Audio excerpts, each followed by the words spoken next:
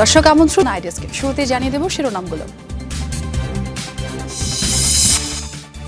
সিরিয়ার আলেপ্পোয় সরকারি বাহিনীর সাথে সশস্ত্র গোষ্ঠী এসডিএফ এর ব্যাপক সংঘর্ষ, বহু হতাহত, যে কোনো মূল্যে দামেস্ক দখলের ঘোষণা কুর্দি বিদ্রোহীদের। ক্রমেই বাড়ছে যুক্তরাষ্ট্র ভেনেজুয়েলা উত্তেজনা, জব্দকৃত তেল বিক্রির হুমকি দিয়েছেন ট্রাম্প। কারাকাসের পাশে থাকার আশ্বাস চীন রাশিয়ার। শীর্ষ জেনারেল নিহতের পর ইউক্রেনে হামলার জোরদার রাশিয়ার। ওদেসায় প্রায় 700 মিসাইল ও ড্রোন নিক্ষেপ, আকাশসীমায় যুদ্ধ বিমান মোতায়েন পোল্যান্ডের।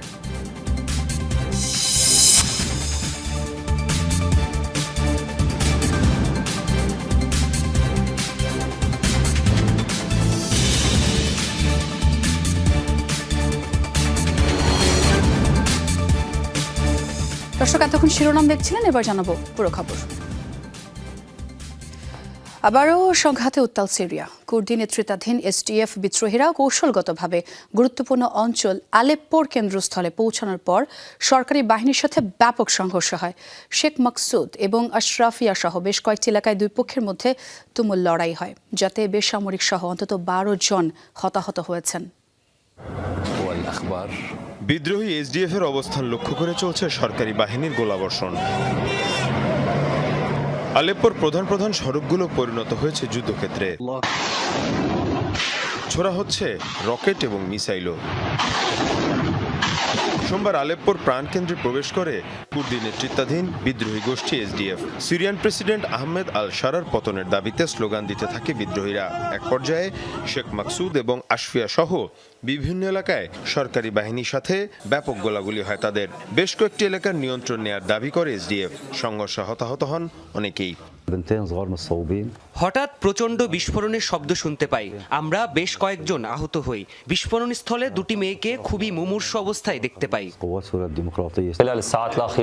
10 জন আহত এই হাসপাতালে ভর্তি হয়েছেন, এদের মধ্যে অনেক নারী এবং শিশুও রয়েছেন। সিরিয়ার নেতারা যখন তুরস্কে দেশটির পরিস্থিতি নিয়ে আলোচনায় বসেছেন, তখনই কুর্দি বিদ্রোহীদের উপর এই হামলা হলো। সংকট সমাধানে আলোচনায় বসতে নারাজ বিদ্রোহীরা, এমনটি বলছে আঙ্কারা। এসডিএফ বর্তমান সরকারের সাথে কোনো ধরনের আলোচনায় রাজি নয়, ফলে কাঙ্ক্ষিত শান্তি প্রতিষ্ঠা সম্ভব হচ্ছে না। গেল মাসে সিরিয়ান প্রেসিডেন্ট আহমেদ আল শারার সাথে সমঝোতা চুক্তি করে এসডিএফ। মীর মুশফিকা হাসান, যমুনা নিউজ। একটু একটু করে পুরো ফিলিস্তিনকেই নিজেদের মানচিত্রে জুড়ে দিচ্ছে ইসরায়েল। গাজা যুদ্ধবিরতি চললেও থামেনি তেল আবিবের দখলদারিত্ব। জাতিসংঘ বলছে 8 বছরের সর্বোচ্চ পর্যায়ে পৌঁছেছে অবৈধ বসতি সম্প্রসারণ। শুধু বর্তমান সরকারের আমলেই পশ্চিম তীর ও পূর্ব জেরুজালেম বসতি এবং আউটপোস্টের সংখ্যা বেড়েছে প্রায় 50%। স্বাভাবিক জীবনযাপন ব্যাহত হচ্ছে প্রায় 30 লাখ ফিলিস্তিনের। পশ্চিম তীরে ইসরায়েলের আগ্রাসন কমছেই না। নতুন করে তেল আবিবের দখলকৃত অঞ্চলটিতে 19টি বসতি স্থাপনের অনুমতি দিয়েছে ইসরায়েলের মন্ত্রিসভা। স্বাধীন ফিলিস্তিনি রাষ্ট্র গঠন ঠেকাতে এমন পদক্ষেপ তাদের। গেল সপ্তাহেই অধিকৃত পূর্ব জেরুজালেমের সিলওয়ান এলাকায় 13টি ফ্ল্যাট সহ একটি ভবন ভেঙে দিয়েছে ইসরায়েল কর্তৃপক্ষ। গৃহহীন হয়েছে প্রায় 100 ফিলিস্তিনি। জাতিসংঘের তথ্য অনুযায়ী 2017 সালের পর সর্বোচ্চ পর্যায়ে পৌঁছেছে ইসরায়েলের বসতি সম্প্রসারণ। নেতানিয়াহুর নেতৃত্বে বর্তমান সরকারের আমলে পশ্চিম তীর ও পূর্ব জেরুজালেমে বসতি এবং আউটপোস্টের সংখ্যা বেড়েছে প্রায় 50%। দখলদারদের থাবা সবচেয়ে বেশি পড়েছে নাবলুস, রামাল্লা, সালফিত, বেতলেহেম ও জেরিকোয়। এর ফলে প্রায় 30 লাখ ফিলিস্তিনির স্বাভাবিক জীবনযাপন ব্যাহত হবে। বিশ্লেষকরা বলছেন, নতুন বসতি অনুমোদনের সিদ্ধান্ত মধ্যপ্রাচ্যের শান্তি ও ফিলিস্তিন রাষ্ট্র প্রতিষ্ঠার সম্ভাবনাকে আরও অনিশ্চিত করে তুলেছে। শুধু নিয়ন্ত্রণ নিয়েই ক্ষান্ত হচ্ছে না তেল আবিব, নিয়মিত চলছে হামলা ও আগ্রাসন। গাজায় অভিযান চলাকালেই পশ্চিম তীরে নিয়মিত ধরপাকড়, হত্যা চালিয়েছে নেতানিয়াহু বাহিনী। যুদ্ধবিরতির পর এই হামলার মাত্রা বাড়িয়েছে আরও। গাজায় যুদ্ধ শুরুর পর থেকে এখন পর্যন্ত ইসরায়েলের দখলকৃত এলাকাগুলোতে প্রাণহানির শিকার হয়েছে প্রায় 1000-এর বেশি ফিলিস্তিনি। আহতের সংখ্যা বহু, গ্রেফতার হয়েছে 21,000-এরও বেশি। অস্মিতা বিশ্বাস, যমুনা নিউজ। লেবাননে ইসরায়েলি ড্রোন হামলায় কমপক্ষে 3 জন নিহত হয়েছেন। দেশটির রাষ্ট্রীয় বার্তা সংস্থা এনএনএ জানিয়েছে, সোমবার দক্ষিণ লেবাননের সাইদন জেলার একটি সড়কের চলন্ত গাড়িতে এই হামলা চালানো হয়। এতে ঘটনাস্থলেই 3 জনের মৃত্যু হয়। এই ঘটনাকে যুদ্ধবিরতি চুক্তির গুরুতর লঙ্ঘন আখ্যা দিয়েছে লেবানন সরকার। তবে এই বিষয়ে তাৎক্ষণিকভাবে ইসরায়েলের পক্ষ থেকে কোনো মন্তব্য পাওয়া যায়নি। গেল কয়েক সপ্তাহ ধরে দক্ষিণ লেবাননে প্রায় প্রতিদিনই হামলা চালিয়েছে তেল আবিব। সশস্ত্র গোষ্ঠী হিজবুল্লাহকে টার্গেট করে এসব হামলা চালানো হচ্ছে বলেও দাবি ইসরায়েলের।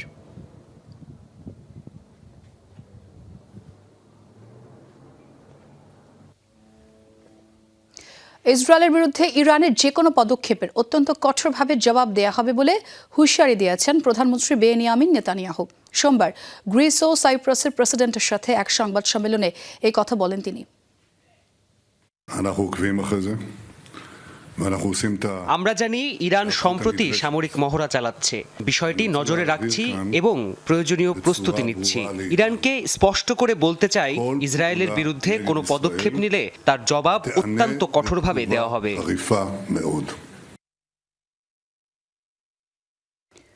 যুক্তরাষ্ট্রের সাথে উত্তেজনার মাঝে এবার কৃত্রিম বুদ্ধিমত্তা বা এআই রোবটের সাথে নাচলেন ভেনেজুয়েলার প্রেসিডেন্ট নিকোলাস মাদুরো।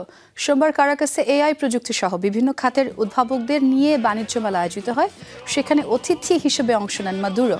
এরপর অপ্রত্যাশিতভাবে এআই রোবটের সাথে ভেনেজুয়েলার ঐতিহ্যবাহী গাইতা গানের সাথে কোমর দোলাতে দেখা যায় এই আমুদে প্রেসিডেন্টকে।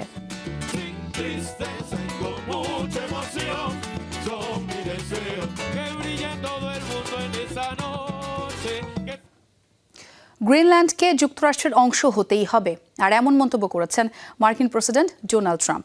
লক্ষ্য পূরণে ডেনমার্কের মালিকানাধীন আর্কটিক দ্বীপটিতে বিশেষ প্রতিনিধি নিয়োগের ঘোষণা দিয়েছেন তিনি। এতে নতুন করে তৈরি হয়েছে উত্তেজনা। ব্যাখ্যা চাইতে মার্কিন রাষ্ট্রদূতকে তলবও করেছে ক্ষুব্ধ কোপেনহেগেন। ডেনমার্কের সার্বভৌমত্ব ও সুরক্ষা নিশ্চিতে পাশে থাকার কথা জানিয়েছে ইউরোপীয় ইউনিয়ন। দ্বিতীয় মেয়াদে যুক্তরাষ্ট্রের প্রেসিডেন্ট হিসেবে দায়িত্ব গ্রহণের পর থেকেই ডেনমার্কের মালিকানাধীন গ্রিনল্যান্ড দখলের আকাঙ্ক্ষা জানিয়ে আসছেন ডোনাল্ড ট্রাম্প। সে লক্ষ্যে তৎপরতাও চালিয়ে যাচ্ছেন। ট্রাম্পের দাবি, চীন ও রাশিয়ার জাহাজ হুমকি তৈরি করছে অঞ্চলটিতে। তাই যুক্তরাষ্ট্রের নিরাপত্তা সুরক্ষায় গ্রিনল্যান্ডের নিয়ন্ত্রণ নেওয়া প্রয়োজন তাদের। মার্কিন প্রেসিডেন্ট জানিয়েছেন, সামরিক শক্তি প্রয়োগ নয়, কূটনৈতিক পথেই সমঝোতার চেষ্টা করছেন তিনি। আর সেজন্য গ্রিনল্যান্ড বিষয়ক বিশেষ দূত নিয়োগের সিদ্ধান্ত নিয়েছেন। এই দায়িত্ব পাচ্ছেন লুইজিয়ানার গভর্নর লন্ড্রি। আমি জানি না কেন এটা ডেনমার্কের অংশ বলা হয়। ডেনমার্ক সেখানে কোনো ব্যয় করে না, সামরিক প্রতিরক্ষা ব্যবস্থা নেই, খনিজ সম্পদ নয়। আমাদের জাতীয় সুরক্ষার জন্য গ্রিনল্যান্ড দরকার। সেদিকে তাকালে দেখবেন রাশিয়া আর চীনের জাহাজ চারপাশে। আমাদের নিরাপত্তার জন্য দ্বীপটি দরকার, আর তা আমাদের পেতেই হবে। ট্রাম্পের এমন পদক্ষেপ নতুন করে উস্কে দিয়েছে উত্তেজনা। তীব্র প্রতিক্রিয়া জানিয়েছে স্বায়ত্তশাসিত গ্রিনল্যান্ডের প্রশাসন। নিজেদের ভবিষ্যৎ নির্ধারণের অধিকার অন্য কারো নেই বলে জানিয়েছে তারা। ক্ষোভ জানিয়ে ডেনমার্কের পররাষ্ট্রমন্ত্রী জানিয়েছেন, তাদের সার্বভৌমত্বকে চ্যালেঞ্জ জানালে তা মেনে নেওয়া হবে না। কোপেনহেগেনে নিযুক্ত মার্কিন রাষ্ট্রদূতকে তলব করে ব্যাখ্যা চাওয়া হবে বলেও জানিয়েছেন। এটা পুরোপুরি অগ্রহণযোগ্য। সীমা অতিক্রম করছে তারা। ডেনমার্কে নিযুক্ত মার্কিন রাষ্ট্রদূতকে তলব করা হবে, এমন পদক্ষেপের ব্যাখ্যা চাওয়া হবে। ডেনমার্কের আঞ্চলিক অখণ্ডতা ও সার্বভৌমত্ব রক্ষায় পাশে থাকার কথা জানিয়েছে ইউরোপীয় ইউনিয়ন। যুক্তরাষ্ট্রের সিদ্ধান্ত নিয়ে আমি কিছুই বলতে চাই না, তবে ডেনমার্ক ইস্যুতে ইউ এর অবস্থান স্পষ্ট করতে চাই, যা দীর্ঘদিন ধরেই আমাদের নীতি। ডেনমার্কের আঞ্চলিক অখণ্ডতা, সার্বভৌমত্ব ও সীমান্তের সুরক্ষা ইউরোপীয় ইউনিয়নের জন্য অত্যাবশ্যকীয়। ইউরোপ ও উত্তর আমেরিকার মধ্যে অবস্থান গ্রিনল্যান্ডের। 1979 সাল থেকেই পূর্ণ স্বায়ত্তশাসিত আর্কটিক দ্বীপটি। 57,000 জনসংখ্যার গ্রিনল্যান্ডের আছে বিপুল খনিজের ভাণ্ডার, যা ব্যবহার করতে পারলে চীনের উপর নির্ভরশীলতা কমবে যুক্তরাষ্ট্রের। এছাড়া ব্যালিস্টিক মিসাইল প্রতিরক্ষা ব্যবস্থা বসানোর ক্ষেত্রেও কৌশলগত গুরুত্বপূর্ণ ভৌগোলিক অবস্থানে রয়েছে দ্বীপটি। ডরথি তাস্টিন, যমুনা নিউজ। মার্কিন নৌবাহিনীর অভিযানকে আরও কার্যকর করতে সর্বাধুনিক প্রযুক্তির নতুন যুদ্ধ জাহাজ নির্মাণের ঘোষণা দিলেন মার্কিন প্রেসিডেন্ট ডোনাল্ড ট্রাম্প। মার এ লাগুতে দেয়া ভাষণে মার্কিন প্রেসিডেন্ট বলেন, নতুন প্রজন্মের এসব যুদ্ধজাহাজ হবে বর্তমান ব্যাটলশিপগুলোর চেয়ে শতগুণ বেশি শক্তিশালী এবং গতিসম্পন্ন। 20 থেকে 25টি যুদ্ধজাহাজ নির্মাণের পরিকল্পনা করা হয়েছে বলেও জানান প্রেসিডেন্ট ট্রাম্প। আগামী সপ্তাহে যুদ্ধাস্ত্র নির্মাণকারী প্রতিষ্ঠান এবং ঠিকাদারদের সাথে বৈঠকে বসার কথা জানান মার্কিন প্রেসিডেন্ট। বলেন, দ্রুততম সময়ের মধ্যেই যুদ্ধজাহাজ নির্মাণ প্রক্রিয়া শুরু হবে।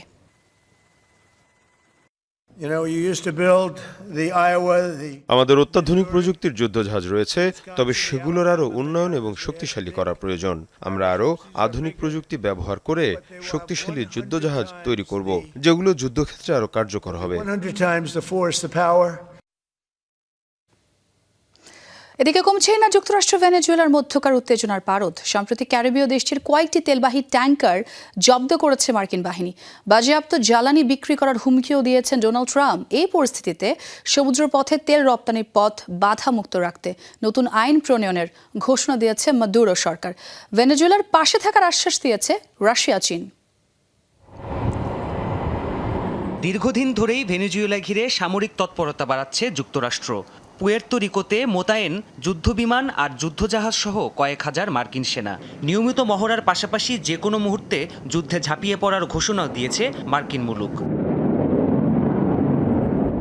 এরই ধারাবাহিকতায় ভেনেজুয়েলার একের পর এক তেলবাহী ট্যাঙ্কারে হামলা করে সেগুলো জব্দ করছে মার্কিন বাহিনী। চলতি মাসেই অন্তত 4টি ট্যাঙ্কার জব্দ করেছে তারা। ভেনেজুয়েলার কাছ থেকে জব্দকৃত এসব তেল বিক্রি করে দেওয়ার ঘোষণাও দিয়েছেন প্রেসিডেন্ট ডোনাল্ড ট্রাম্প। আমরা এই তেল বিক্রি করে দিতে পারি, আবার রেখেও দিতে পারি। কৌশলগত কারণে এই জ্বালানি ব্যবহার করব, তবে জাহাজগুলো আমাদের কাছেই থাকবে। এসব কর্মকাণ্ডকে রীতিমতো ডাকাতি আখ্যা দিয়েছে কারাকাস। নিয়েছে পাল্টা ব্যবস্থাও। সামুদ্রিক বাণিজ্যকে সুরক্ষিত রাখার লক্ষ্যে দেশটির পার্লামেন্টে চলছে নতুন আইন অনুমোদনের চেষ্টা। নতুন আইনে জলদস্যুতায় সাহায্য করলে সর্বোচ্চ 20 বছরের শাস্তি ঘোষণার প্রস্তাব উঠেছে। প্রাথমিকভাবে আজকের অধিবেশনে এই আইন অনুমোদিত হয়েছে। শিগগিরই এটি পাশ হবে। এটি একটি বিশেষ আইন যা জাহাজে হামলা, জলদস্যুতা এবং আন্তর্জাতিক বাণিজ্যের বিরুদ্ধে সব ধরনের অপরাধ নিরসনে কাজ করবে। এটা এক শক্তিশালী আইন। এদিকে যুক্তরাষ্ট্রের আগ্রাসনের ব্যাপারে উদ্বেগ প্রকাশ করেছে রাশিয়া ও চীন। তেলবাহী ট্যাঙ্কার জব্দে ক্ষুব্ধ বেইজিং। অন্য দেশের সাথে সম্পর্ক রাখার অধিকার আছে কারাকাসের, এ মন্তব্য করেছে চীনের পররাষ্ট্র মন্ত্রণালয়। এদিকে ভেনেজুয়েলার নেতৃত্ব এবং জনগণের প্রতি পূর্ণ সমর্থন ও সংহতির আশ্বাস দিয়েছে রাশিয়া।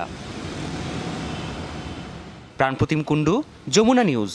গাড়ি বিস্ফোরণে শীর্ষ জেনারেল নিহতের পর ইউক্রেনে হামলা জোরদার করেছে রাশিয়া। বন্দরনগরী ওদেসায় বিদ্যুৎ ও জ্বালানি অবকাঠামো লক্ষ্য করে ছোড়া প্রায় 700 মিসাইল ও ড্রোন টার্গেট করা হয় রাজধানী কিয়েভও। এসব হামলায় এখন পর্যন্ত প্রাণ গেছে শিশুসহ কমপক্ষে 3 জনের। বিদ্যুৎ বিচ্ছিন্ন অঞ্চলটি প্রায় 1.5 লাখ বাসিন্দা। এদিকে ইউক্রেনে হামলার জেরে আকাশসীমায় যুদ্ধবিমান মোতায়েন করে পোল্যান্ড। যুদ্ধ বন্ধে শান্তি আলোচনার মধ্যেই গেল কয়েকদিন ধরে ইউক্রেনে ব্যাপক হামলা চালাচ্ছে রাশিয়া। এরই মধ্যে সোমবার মস্কোয় গাড়ি বিস্ফোরণে প্রাণ হারান দেশটির এক শীর্ষ সেনা কর্মকর্তা। অভিযোগ ওঠে হামলার পেছনে যোগসাজশ রয়েছে কিয়েভে। শীর্ষ জেনারেল নিহতের একদিনের মাথায় ইউক্রেন জুড়ে ভয়াবহ হামলা শুরু করে রাশিয়া। দক্ষিণাঞ্চলীয় গুরুত্বপূর্ণ বন্দর ওদেসায় ছোড়া হয় অন্তত 30টি মিসাইল এবং 650-র বেশি ড্রোন। টার্গেট করা হয় জ্বালানি ও বিদ্যুৎ স্থাপনা। অন্ধকারাচ্ছন্ন বিশাল এলাকা ও 1,20,000-এর মতো বাসিন্দা। একই দিন খার্কিভের নতুন একটি বসতি নিয়ন্ত্রণে নেওয়ার দাবি করে মস্কো। এখন পর্যন্ত দেশের বেশিরভাগ অঞ্চলে বিমান হামলা সতর্কতা কার্যকর রয়েছে। সমস্ত প্রয়োজনীয় পরিষেবা পরিস্থিতি মোকাবিলায় নিয়োজিত। দুঃখজনক হলেও সত্য, প্রাণহানি ঘটেছে। পরিবার এবং প্রিয়জনদের প্রতি আমার সমবেদনা। এদিকে ইউক্রেনে রাতভর হামলার জেরে আকাশসীমায় যুদ্ধবিমান মোতায়েন করে পোল্যান্ড। সচল করা হয় মাটিতে থাকা আকাশ প্রতিরক্ষা ও রাডার ব্যবস্থা। গেল 24 ঘন্টায় ইউক্রেনের অন্তত 142টি স্থানে হামলার কথা জানায় রুশ প্রতিরক্ষা মন্ত্রণালয়। এছাড়াও কিয়েভের প্রায় 100 ড্রোন ভূপাতিতের দাবি করে মস্কো। অনিক রহমান, যমুনা নিউজ। তুরস্কের পার্লামেন্টে ক্ষমতাসীন পার্টির সাথে হাতাহাতি হয়েছে রিপাবলিকান পিপলস পার্টি সদস্যদের। রোববার বাজেটের শেষ দিন হয় এই ঘটনা। অধিবেশন চলাকালীন বাজেট নিয়ে দ্বিমত দেখা দেয় ক্ষমতাসীন ও বিরোধী দলের। শুরু হয় ঝগড়া ও কথা কাটাকাটি। এক পর্যায়ে তার গড়ায় মারামারিতে। আন্তর্জাতিক সংবাদ সংস্থার প্রকাশিত এক ভিডিওতে দেখা গেছে পার্লামেন্ট কক্ষে পরস্পরকে ঘুষি মারছেন মন্ত্রী এমপিরা। মারামারির কারণে চলমান অধিবেশন স্থগিত ঘোষণা করেন পার্লামেন্টের স্পিকার। পরে পুনরায় ডাক দেওয়া হয় সাধারণ পরিষদের অধিবেশন, যেখানে পাশ হয় দেশটির 2026 সালের বাজেট।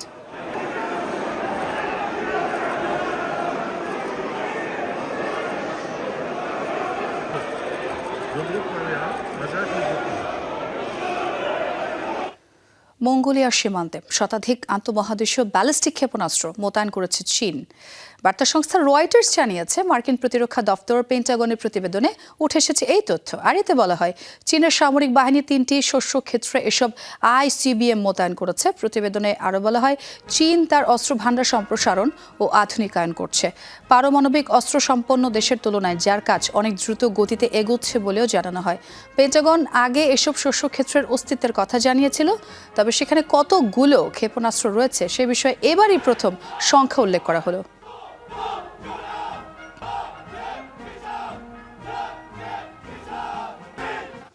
যুদ্ধবিরতি পুনরায় কার্যকরার লক্ষ্যে আলোচনায় বসতে রাজি হয়েছে থাইল্যান্ড ও কম্বোডিয়া। বুধবার থাইল্যান্ডের চান্থাবুরিতে অনুষ্ঠিত হবে এই বৈঠক। সোমবার মালয়েশিয়ায় দক্ষিণ পূর্ব এশীয় পররাষ্ট্রমন্ত্রীদের সাথে বৈঠকের পর এই কথা জানান থাইল্যান্ডের পররাষ্ট্রমন্ত্রী। বলেন, বিদ্যমান দ্বিপাক্ষিক সীমান্ত কমিটির কাঠামোর মধ্যে হবে এই আলোচনা। এর আগে গত জুলাইয়ে 5 দিনের রক্তক্ষয়ী সংঘাতের পর যুদ্ধবিরতি চুক্তি সই করেছিল দুই দেশ। মধ্যস্থতা করেছিলেন যুক্তরাষ্ট্রের প্রেসিডেন্ট ডোনাল্ড ট্রাম্প। চলতি মাসের শুরুতে আবার লড়াই শুরু হয় দুই দেশের সীমান্তে। হতাহতের ঘটনাও হয়। ব্যাংককের দাবি, জুলাইয়ের যুদ্ধবিরতির চুক্তিতে তাড়াহুড়ো করা হয়েছিল। ট্রাম্পের মালয়েশিয়া সফরের কারণে ওই সময়ের মধ্যেই যুদ্ধবিরতি চুক্তির জন্য চাপ ছিল ওয়াশিংটনের তরফ থেকেও। যুক্তরাষ্ট্রের টেক্সাস উপকূলে মেক্সিকোর নৌবাহিনীর একটি মেডিকেল বিমান বিধ্বস্ত হয়েছে। এই ঘটনায় কমপক্ষে 5 জন নিহত হয়েছে বলে নিশ্চিত করেছে মেক্সিকো নেভি। দেশটির নৌবাহিনী জানায়, সোমবার মেক্সিকো থেকে একজন রোগী সহ মোট 8 জন আরোহী নিয়ে যুক্তরাষ্ট্রের গ্যালভেস্টনের দিকে রওনা হয় বিমানটি। গন্তব্যের কাছাকাছি আসতেই অজানা কারণে সাগরে আছড়ে পড়ে সেটি। এতে ঘটনাস্থলেই মারা যান 5 জন। বাকিদের উদ্ধারে নামে মার্কিন কোস্টগার্ড ও জরুরি বিভাগের কর্মীরা। বিমানের ধ্বংসস্তূপ থেকে এক নারীকে উদ্ধার করে আনা হয়। দুর্ঘটনার কারণ জানতে তদন্ত চলছে।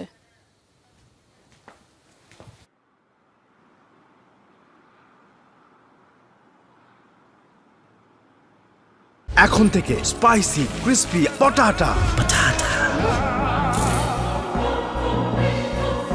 প্রাণ পটাটা, একটি স্বনির্ভর বিস্কুট। যুক্তরাষ্ট্রের ওহাইওতে পুলিশ কর্মকর্তার বডি ক্যামেরায় ধরা পড়েছে দুর্ধর্ষ এক চিত্র। নাটকীয়ভাবে পকেট থেকে বন্দুক বের করে পুলিশের দিকে তাক করে এক যুবক। বৃহস্পতিবার ওয়ালমার্টের একটি ব্রাঞ্চে হয় এই ঘটনা। ভিডিওতে দেখা যায় 21 বছর বয়সী সন্দেহভাজন ব্যক্তি ওয়ালমার্টের অফিসে তার এক সঙ্গীর সাথে বসেছিল। হঠাৎ করেই বন্দুক বের করে একজন পুলিশ কর্মকর্তার দিকে তাক করে গুলি ছোড়ার উদ্যোগ নেয়। তবে দ্রুততম সময় রুখে দেয় ওয়ালমার্টের এক কর্মচারী। ধস্তাধস্তির পর নিচে ফেলে দেয় অস্ত্রধারীকে। কয়েক মিনিটের মধ্যেই তাকে আটক করে পুলিশ। স্থানীয় সংবাদ মাধ্যম জানিয়েছে, হত্যা চেষ্টা, পুলিশ কর্মকর্তার ওপর গুরুতর আক্রমণ এবং মাদক রাখার অভিযোগে গ্রেপ্তার করা হয়েছে ওই ব্যক্তিকে।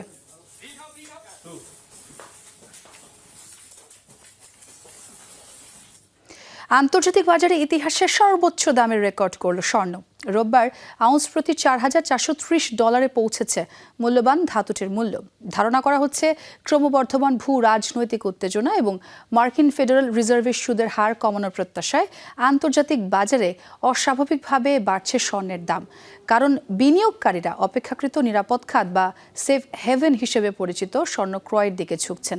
এছাড়া লন্ডনের স্থানীয় বাজারেও রেকর্ড ভেঙেছে স্বর্ণের দাম। সেখানে আউন্স প্রতি গুনতে হচ্ছে $4,400। আন্তর্জাতিক বাজারে স্বর্ণের দাম বেড়ে যাওয়ায় দ্রুতই সব দেশের স্থানীয় বাজারে স্বর্ণের দাম বৃদ্ধির আশঙ্কা করা হচ্ছে।